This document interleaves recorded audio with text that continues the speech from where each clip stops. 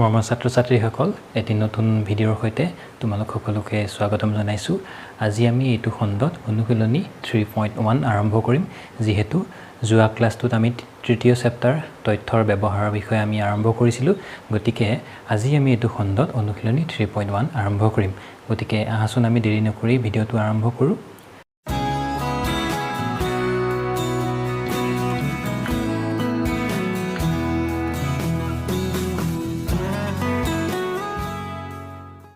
Question number 1 যিটো আছিলে সেইটো আমি কৰোঁ প্ৰথমে আহাচোন।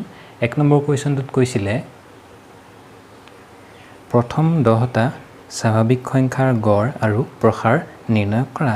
ইতিমধ্যে আমি প্ৰথম ক্লাছটোত গড় আৰু প্ৰসাৰৰ বিষয়ে শিকিছোঁ। গড় মানে কি আছিলে যে টোটেল যিমান কেইটা সংখ্যা থাকিব, আমাৰ যিমান কেইটা তথ্য থাকিব সেইকেইটা যোগ কৰিম আৰু মুঠ সংখ্যা কেইটা আছে সেইটোৰে হৰণ কৰি দিম, তেতিয়া আমি পাই যাম গড়। আৰু প্ৰসাৰ কি আছিলে যে প্ৰদত্ত তথ্যখিনিৰ আটাইতকৈ সৰ্বোচ্চ মানটো কিমান আৰু আটাইতকৈ নিম্ন মানটো কিমান, সিহঁতৰ যিটো ডিফাৰেঞ্চ পাৰ্থক্য সেইটো কয় প্ৰসাৰ। গতিকে আমি গড় আৰু প্ৰসাৰ নিৰ্ণয় কৰিব লাগে প্ৰথম 10টা স্বাভাৱিক সংখ্যাৰ। এতিয়া স্বাভাৱিক সংখ্যা তোমালোকে নিশ্চয় জানা, অখণ্ড সংখ্যাৰ বিষয়ে পঢ়োঁতেও মই আৰম্ভণিতে কৈছিলোঁ। স্বাভাৱিক সংখ্যা কোনবিলাক? যিবিলাক সংখ্যা কিহৰ পৰা আৰম্ভ হয়? 1ৰ পৰা আৰম্ভ হয় আৰু অসীমলৈ গৈ থাকে। এতিয়া প্ৰথম 10টা স্বাভাৱিক সংখ্যা যদি বিচাৰা তেতিয়াহ'লে কি হ'ব?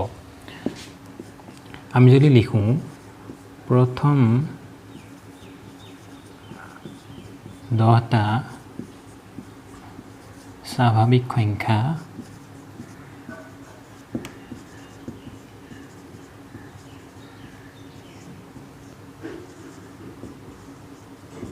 কিমান হ'ব?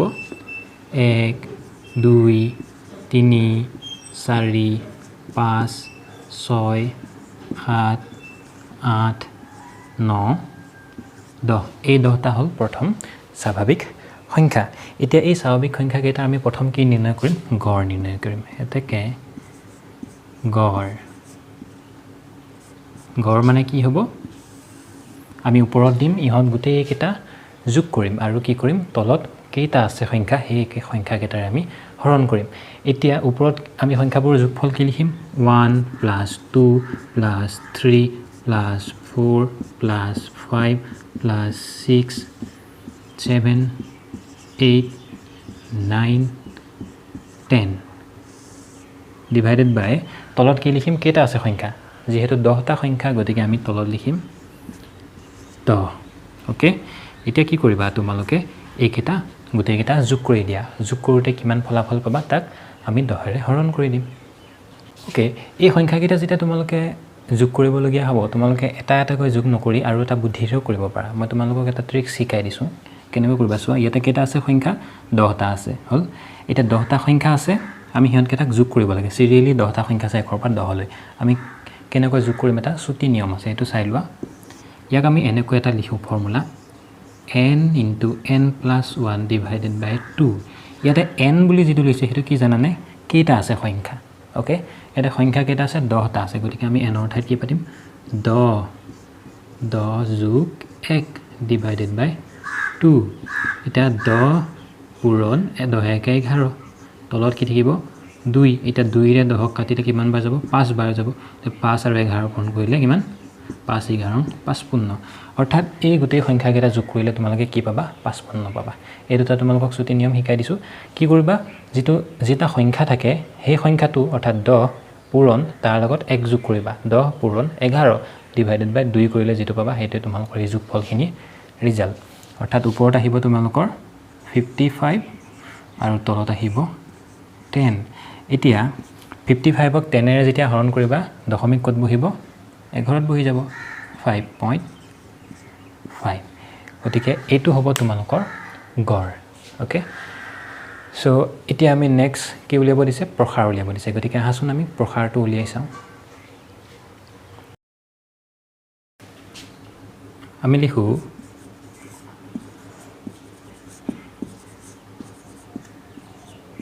প্ৰদত্ত তথ্যখিনিৰ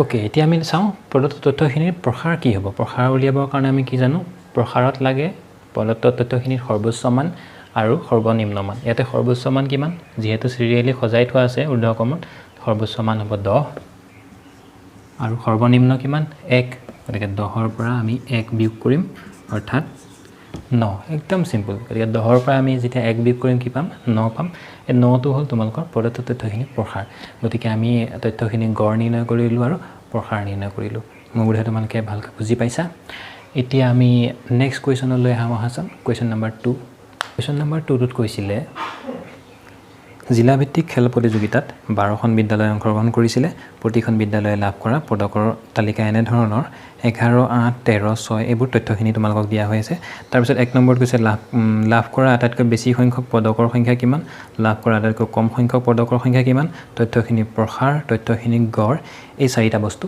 নিৰ্ণয় কৰিব দিছে প্ৰথমে আমি কি কৰিম তথ্যখিনিক ঊৰ্ধ্বক্ৰমত সজাই ল'ম অৰ্থাৎ সৰুৰ পৰা ডাঙৰলৈ ইয়াত তোমালোকে তথ্যখিনি চাবা তথ্যখিনি চাই তাৰ পৰা আটাইতকৈ সৰু কিমান তাৰ পিছত কিমান এনেকৈ যদি সজাই লোৱা তেতিয়া তোমালোকৰ কোৱেশ্যনটো কৰিব সহজ হ'ব এতিয়া আমি সজাই লওঁতে 6 8 9 9 10 10 11 11 12 13 15 18 অৰ্থাৎ এই 12টা আমি এনে ধৰণে সজাই ললোঁ এতিয়া তোমালোকৰ কোৱেশ্যন নম্বৰ 1ত কৈছে আটাইতকৈ বেছি সংখ্যক পদক কোনে পালে কিমান পালে হয়নে লাভ কৰা আটাইতকৈ বেছি সংখ্যক পদকৰ সংখ্যা কিমান গতিকে আটাইতকৈ বেছি সংখ্যক পদকৰ সংখ্যা কিমান 18টা আমি এইটো কোৱেশ্যন পাই গ'লো তাৰ পিছত 2 নম্বৰ কৈছে আটাইতকৈ কম কিমান 6টা হয়নে তাৰ পিছত 3 নম্বৰত কৈছে তথ্যখিনি কি নিৰ্ণয় কৰিব লাগে প্ৰসাৰ নিৰ্ণয় কৰিব লাগে 3 নম্বৰ কোৱেশ্যনটো কৈছে প্ৰসাৰ এটাকে প্ৰসাৰটো আমি এতিয়া সহজে উলিয়াব পাৰিম প্ৰসাৰ কিমান হ'ব প্ৰসাৰ আটাইতকৈ বেছিটো পৰা আটাইতকৈ কমটো বিয়োগ কৰিব লাগিব হয়নে সো বেছিটো আছিল 18 তাৰ পিছত কমটো আছিল 6 সো 18 পৰা 6 যদি যায় তেতিয়াহলে কিমান হ'ব 18 পৰা 6 গলে 12 সো তথ্যখিনিৰ প্ৰসাৰ হ'ব 12 এতিয়া তথ্যখিনি গড় নিৰ্ণয় কৰিব লাগে নম্বৰ 4 কি গড় এটা গড় নিৰ্ণয় কৰিবৰ কাৰণে আমি কি কৰিব লাগিব তথ্যখিনিৰ ওপৰত যোগ কৰিব লাগিব তাৰপিছত তলত আমি টোটাল কেইটা আছে হেতুৰে আমি হৰণ কৰিম আমি জানো কিমানটা আছে টোটাল স্কুলৰ সংখ্যা 12খন বিদ্যালয় বুলি কৈছে নহয় গতিকে ইয়াতে তলত 12 আহিব তাৰপিছত ওপৰত এইবোৰ আমি কি কৰিম গোটেইখিনি যোগ কৰিম সো আহাচোন আমি যোগ কৰি চাওঁ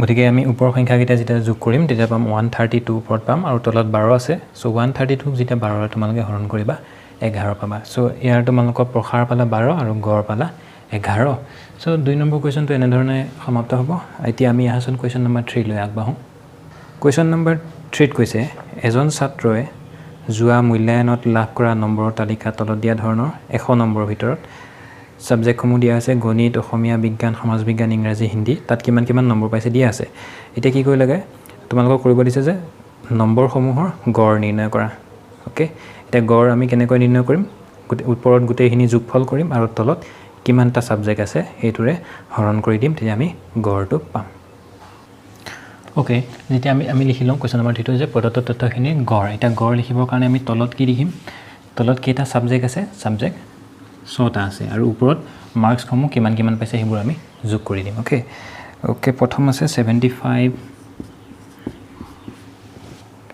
73 82 69 67 78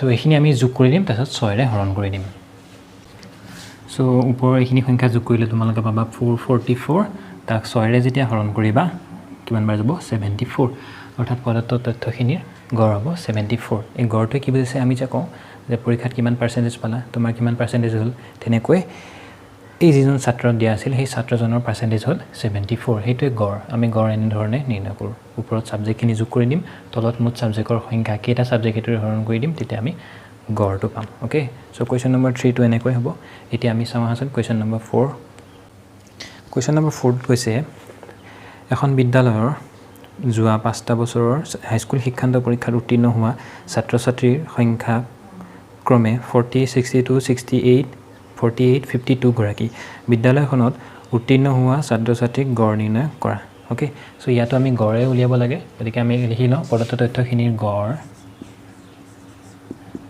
উলিয়াবৰ কাৰণে কি কৰিব লাগিব আমি ওপৰত তথ্যখিনি লিখিম তাৰপিছত তলত কিমানটা আছে তথ্য হেতু লিখিম সো ওপৰত আমি তথ্যখিনি লিখোঁ কিমান দিয়া হৈ আছে 40 62 62 68 48 52 তলত কেইটা কিমান হ'ব 1 2 3 4 5 পাঁচটা আছে গতিকে তলত হ'ব 5 40 62 68 48 52 সো এতিয়া আমি কি কৰিম ইহঁতকেইটাক যোগ কৰি 5 আমি হৰণ কৰি দিম সো এইকেইটা যদি যোগ কৰা আমি একক সংখ্যাবোৰ যোগ কৰোঁ প্ৰথমে 2 10 10 8 18 18 2 20 0